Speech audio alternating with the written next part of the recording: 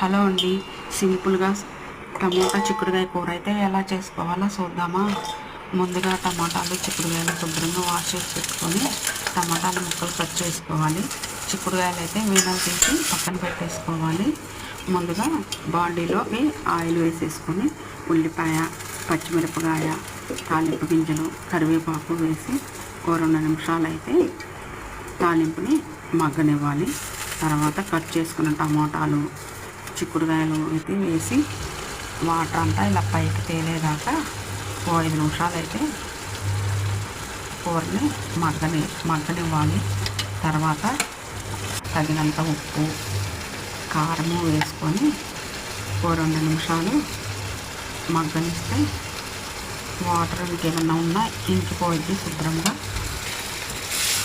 అల్లం వెల్లుల్లి పేస్టు, కొబ్బరి పొడి వేసుకొని మన గ్రేవీకి సరిపడా వాటర్ అయితే యాడ్ చేసుకోవాలి. ఓ 5 నిమిషాలు బాగా కూరను మగ్గనివ్వాలి.